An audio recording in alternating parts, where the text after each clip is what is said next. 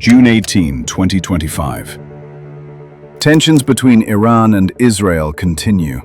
A war of missiles, proxies, and cyber attacks raging across the Middle East. But nobody even assumed something like this might happen.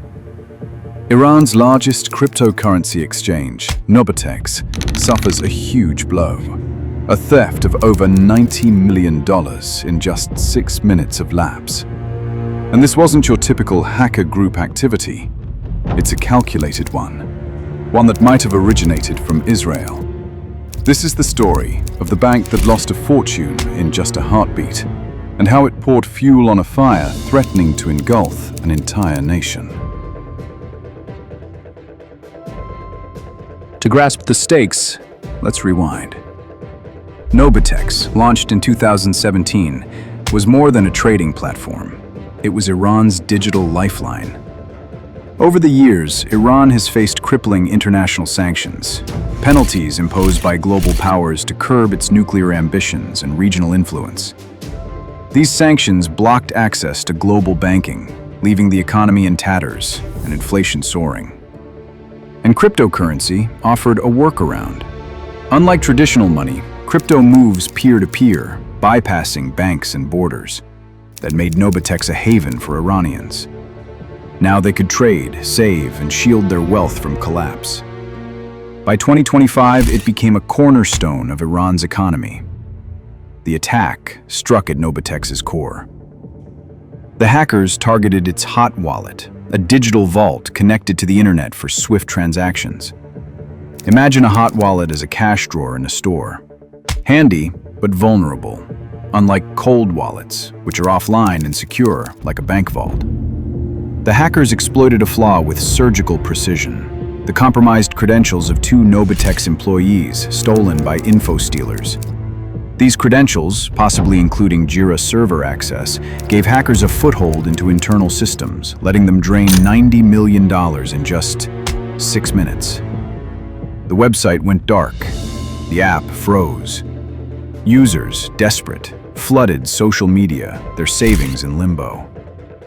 Nobitex immediately tweeted, "Nobitex accepts full responsibility for this incident and assures users that all damages will be compensated through the insurance fund and Nobitex resources."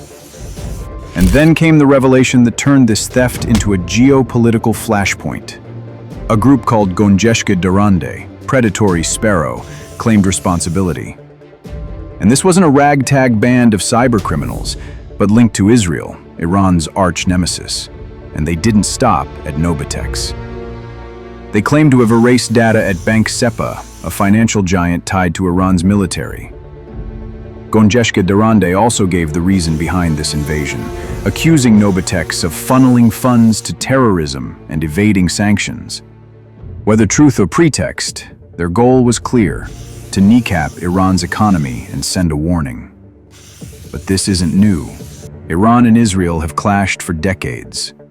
In 2010, Stuxnet, a virus likely crafted by the US and Israel, sabotaged Iran's nuclear program, a landmark in cyber war. Since then, both sides have traded blows, Iran targeting Israeli infrastructure, Israel hitting back.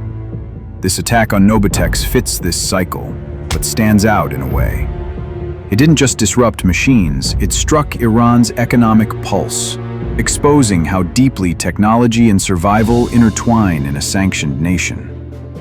Cryptocurrency exchanges, Iran's trusted way of banking, now look dangerously exposed.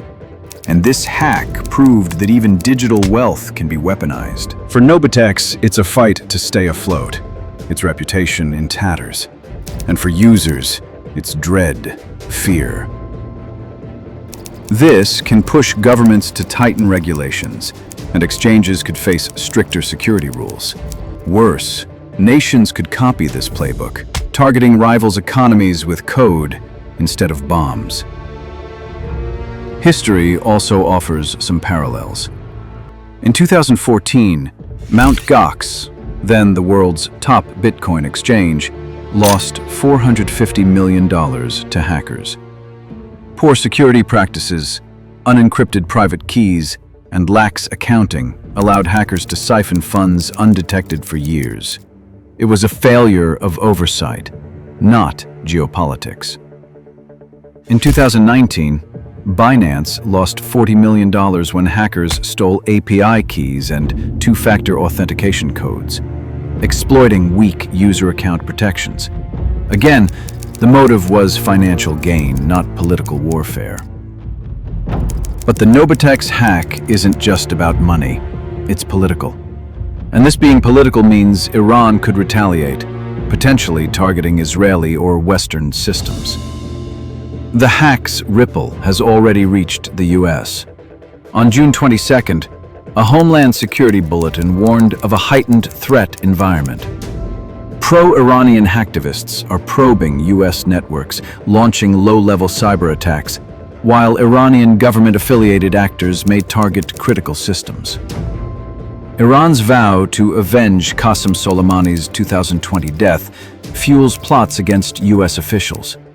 Most alarming, a religious ruling from Iran's leaders could spur extremists to violence in the US, targeting Jewish, pro-Israel, or government-linked sites. Foreign terrorist groups like Hamas and Hezbollah have called for strikes on US assets, amplifying fears. Since 2020, US law enforcement has thwarted multiple Iranian-backed plots, but the Nobitex hack could be the spark that ignites broader chaos. If Iran's leaders call for vengeance, extremists could act, fueled by anti-Israel sentiment, and the Nobitex hack could result in a domino that could topple into much broader chaos. So, what does this mean for you, and how can you be safe? Use strong passwords, at least 12 characters with letters, numbers, and symbols. Enable two-factor authentication everywhere. It's like a second block on your door. Beware of phishing scams.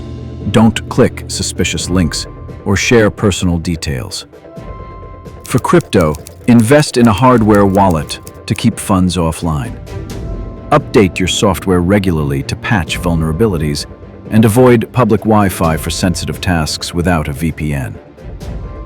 These steps won't stop every threat, but they're your shield. The bank that lost $90 million in 6 minutes didn't just lose money. It fanned the flames of a conflict with no borders. And in such times, vigilance is your greatest defense. If you liked this video, subscribe to Dark Protocol, where we keep bringing you such interesting cybercrime stories that no one talks about.